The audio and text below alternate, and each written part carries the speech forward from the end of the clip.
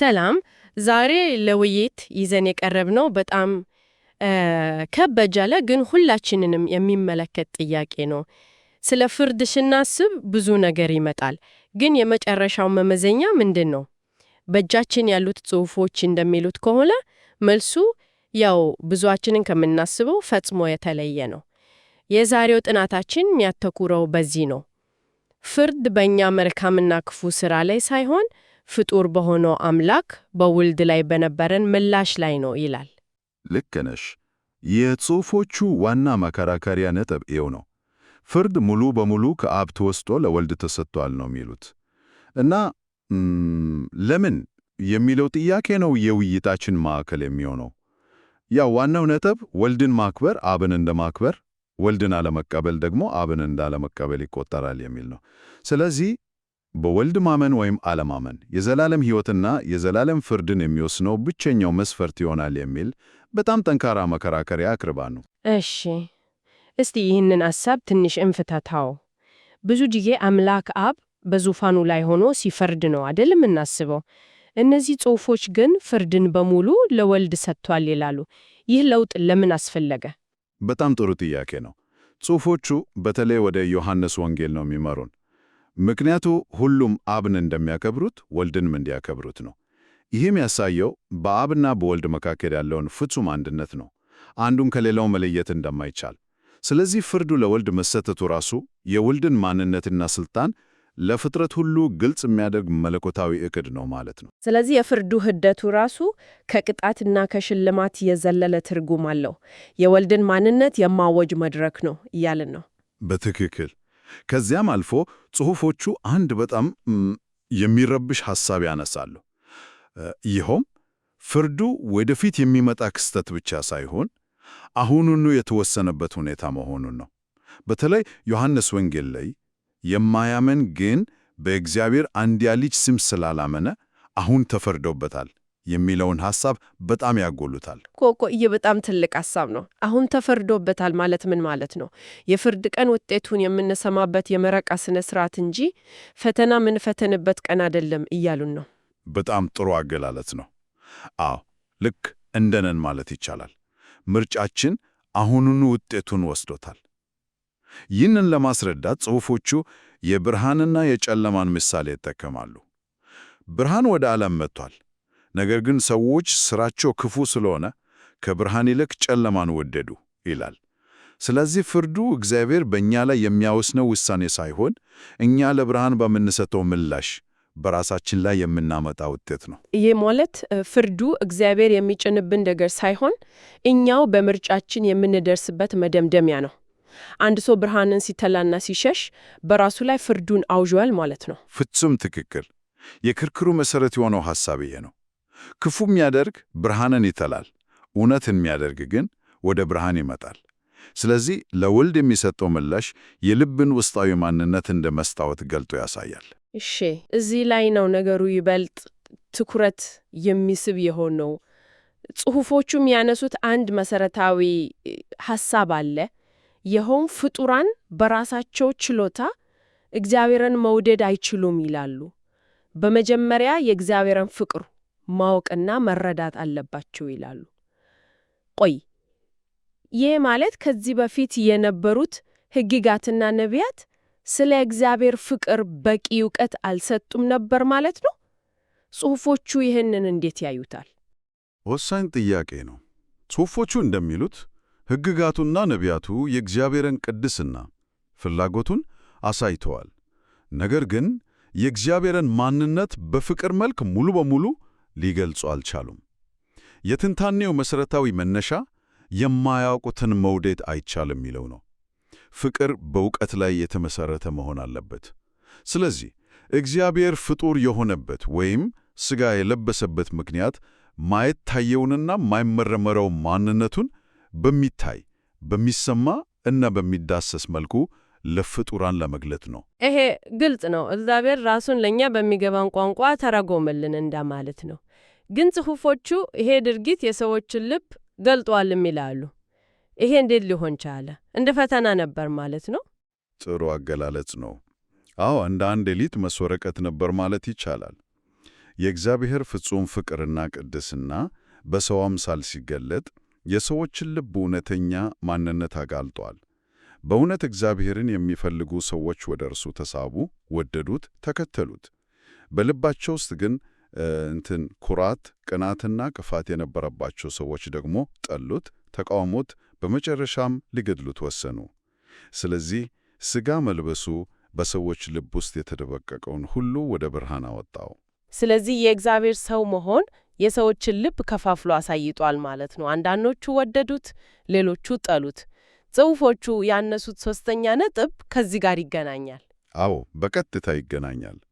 ሦስተኛው ነጥብ የፍጡራንን ነጻ ፍቃድ አሟልጧል ወይም ፍጹም አድርጓል የሚለው ነው። ከዚህ በፊት ሰዎች እግዚአብሔርን የሚታዘዙት ወይም አይታዘዙት በሕግጋትና በትእዛዛት ላይ ተመስርቶ ነበር። አሁን ግን ምርጫቸው በግለሰብ ላይ ያተኮረ ሆነ። ፍጡራን የእግዚአብሔርን ሰብአዊ ባህሪ ሲመለከቱ፣ ሲደስት፣ ሲያዝን፣ ሲቆጣ፣ ሲራራ፣ ስለ እግዚአብሔር ማንነት የተሟላ መረጃ አገኙ። ስለዚህ እርሱን ለመውደድ ወይም ለመጥላት ሲወስኑ በጭፍን ሳይሆን በመረጃ ላይ የተመሰረተ ሙሉ ምርጫ እንዲያደርጉ ዕድል ሰጣቸው። እሺ፣ ይሄ በቀጥታ ወደዚያ ትልቅ ስነ መለኮታዊ ራስ መታት ይወስደናል። የነጻ ፍቃድና የቅድመ ውሳኔ ጉዳይ። በሌላ አባባል እኛ በነጻነት የምንመርጥ ከሆነ እግዚአብሔር እንዴት ሁሉንም ነገር አስቀድሞ ሊያውቅ ይችላል የሚለው የዘመናት ጥያቄ ላይ ደርሰናል። ጽሑፎቹ እግዚአብሔር ሁሉንም ነገር ከመጀመሪያው እንደሚያውቅ ይናገራሉ። እንዲያውም ኃጢአት እንደሚሰሩ የሚያውቃቸውን ሰዎች እንኳ የራሱን ዓላማ ለመፈጸም እንደሚጠቀምባቸው ይናገራሉ። ለምሳሌ ይሁዳ ኢየሱስን አሳልፎ እንደሚሰጥ እግዚአብሔር አስቀድሞ ያውቅ ነበር። ታዲያ የይሁዳ ምርጫ በእርግጥ ነጻ ነበር ወይስ የእግዚአብሔር መጮጻ ነበረ? ይህ በጣም ወሳኝ ጥያቄ ነው የሚያስነሳው። ጽሑፎቹም ይህንን ውጥረት በጥንቃቄ ለመፍታት ይሞክራሉ። የሚያቀርቡት ማብራሪያ ይሄ ነው።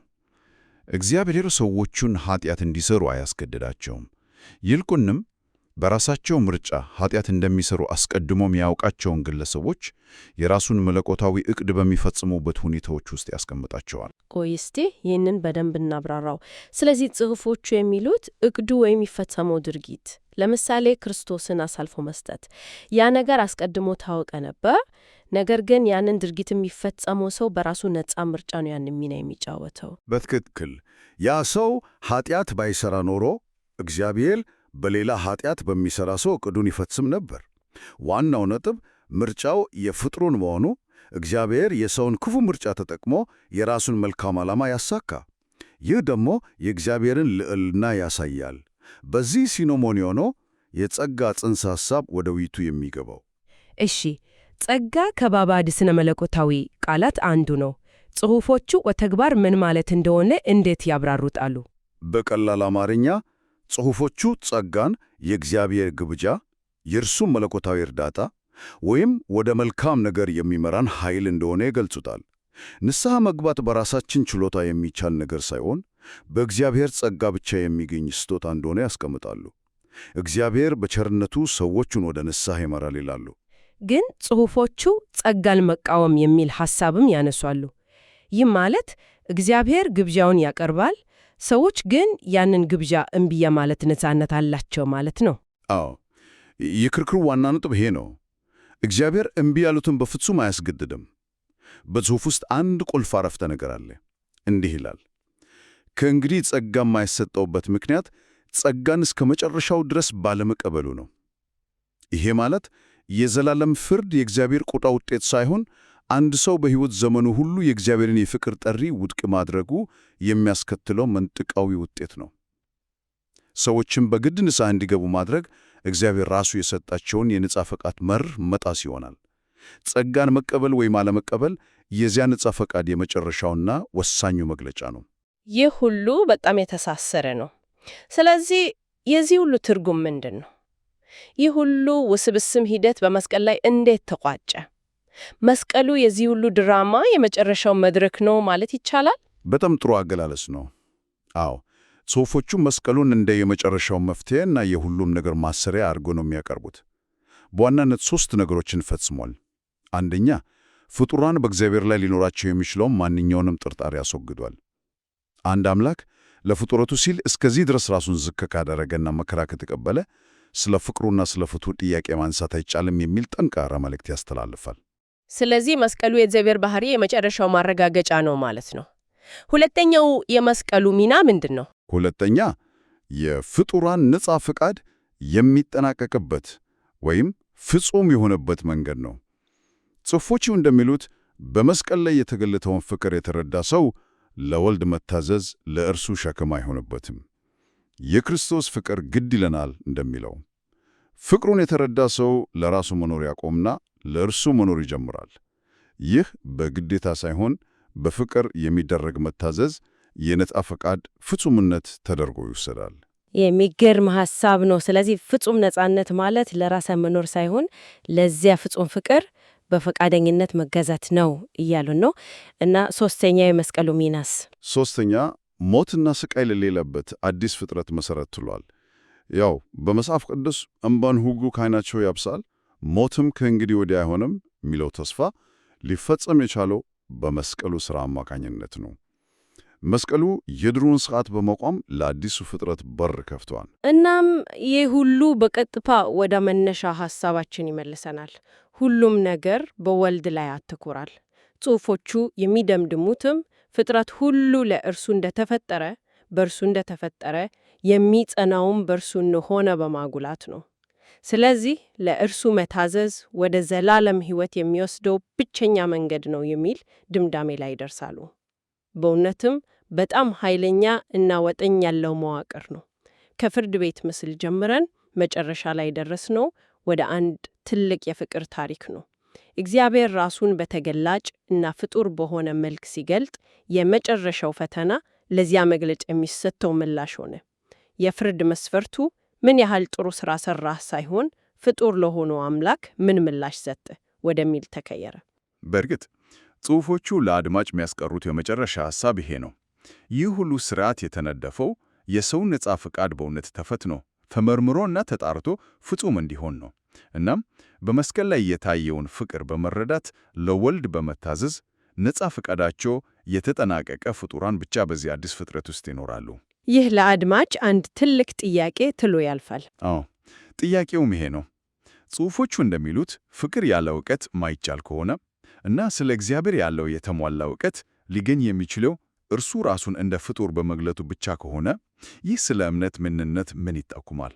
እምነት አንዳንዶች እንደሚያስቡት በጨለማ ውስጥ እንደ መዝለል ነው ወይስ ጽሑፎቹ እንደሚጠቁሙት ለቀረበው ጥሉቅ እና ተጨባጭ መግለጥ የሚሰጥ ምክንያታዊና በእውቀት ላይ የተመሠረተ ምላሽ ነው?